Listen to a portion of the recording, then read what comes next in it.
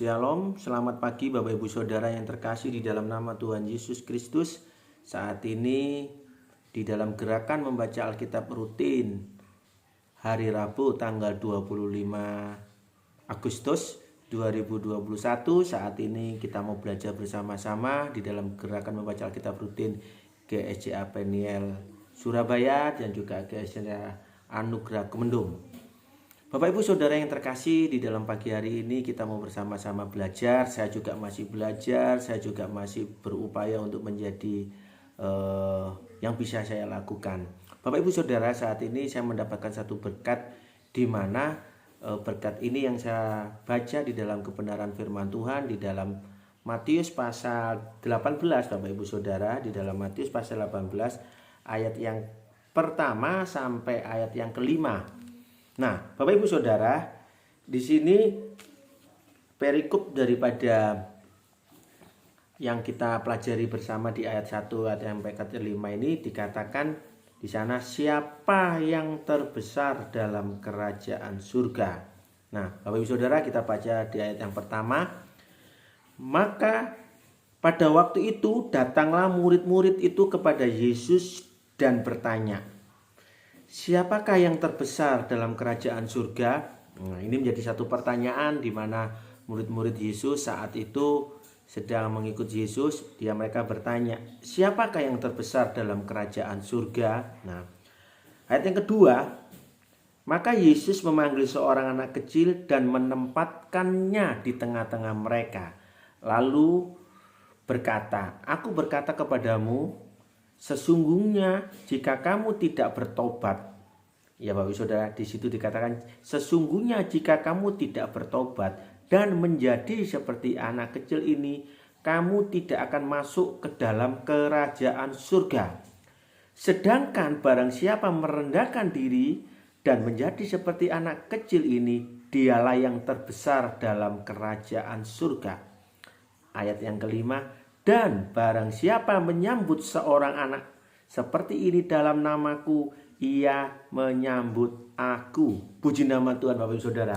Bapak Ibu Saudara, pasti setiap orang akan menginginkan sesuatu hal yang besar. Pasti setiap orang ingin menjadi sesuatu yang lebih baik. Nah, Bapak Ibu Saudara, tetapi ada sesuatu yang ditanyakan oleh murid-murid Yesus, di mana dia tanya, siapakah yang terbesar dalam kerajaan surga? Dan Tuhan sudah menjawab kepada kita. Kalau kehidupan kita Bapak Ibu Saudara ingin menjadi yang terbesar, apalagi yang kita mau rindukan di saat kita pulang nanti ke surga, kita akan mendapatkan sesuatu yang terbesar Bapak Ibu Saudara. Nah Bapak Ibu Saudara, ada satu poin di mana kita saat ini kalau kita mau ada satu kerinduan kita supaya menjadi yang terbesar. Dalam arti konteks terbesar ini bukan untuk kesombongan, tapi ada kesukaan bahwa saat kita mengiring Yesus, Tuhan juga memberikan satu reward buat kita. Nah, dan ini sudah adalah menjadi satu pertandingan gelanggang hidup kita. Nah, Bapak Ibu Saudara, di situ dikatakan, Yesus berkata, siapa yang mau terbesar? Sesungguhnya jika kamu tidak bertobat. Nah, Bapak Ibu Saudara, kalau kita ingin menjadi sesuatu yang besar nantinya di dalam kerajaan surga, mempunyai reward yang terbesar, di situ dikatakan, jika kamu tidak bertobat.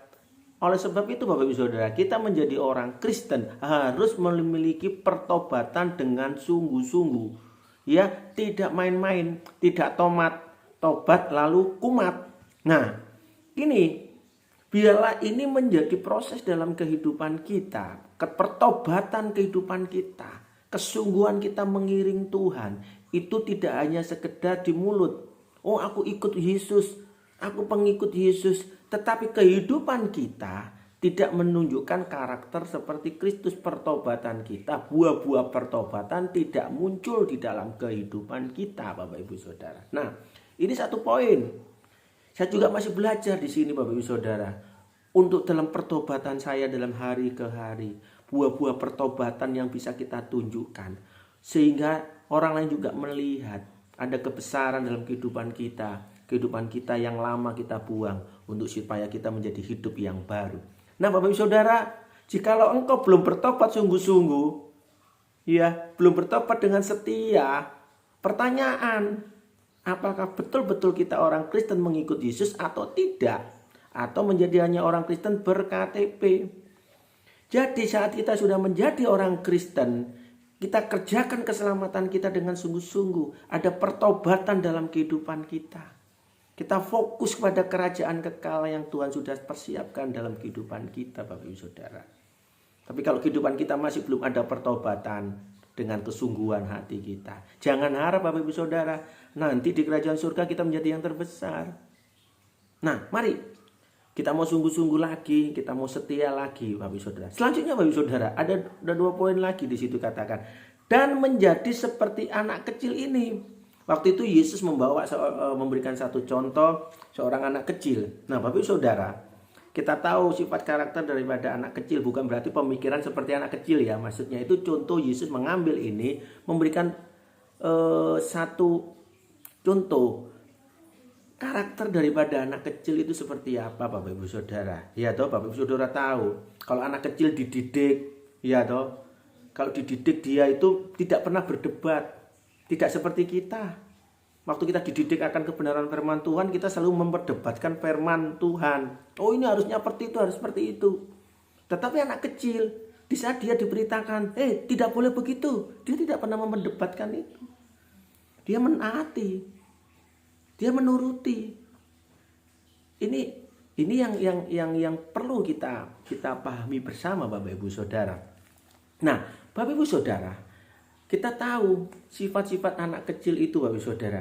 Ia percaya sepenuhnya kepada bapaknya. Iya. Dan ia mudah dibentuk dan mudah untuk diajar anak kecil, Bapak Ibu Saudara. Nah, Bapak Ibu Saudara, biarlah saat ini kita mau belajar, Bapak Ibu Saudara, memiliki hati seperti anak kecil, tulus, ikhlas, ya. Contoh, Bapak Ibu tahu kalau anak kecil itu kalau sudah bertengkar, selesai bertengkar, Bapak Ibu Saudara, main lagi sama-sama. Coba kalau kita, ya orang-orang dewasa, kalau disakiti sama satu sama yang lain, bertengkar sama satu yang lain, besoknya enggak nyapa. Ya, besoknya enggak nyapa.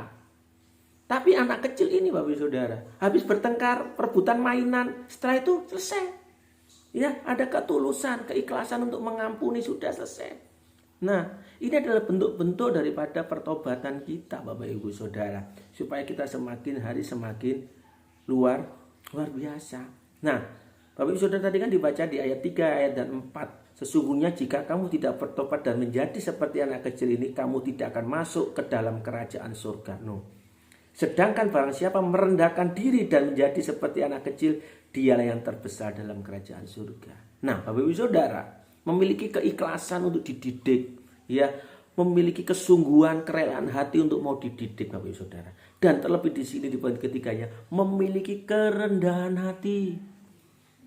Nah, kerendahan hati, Bapak Ibu Saudara, bukan merasa diri kita sudah pintar, sudah pandai, akhirnya kita akan menjadi sombong.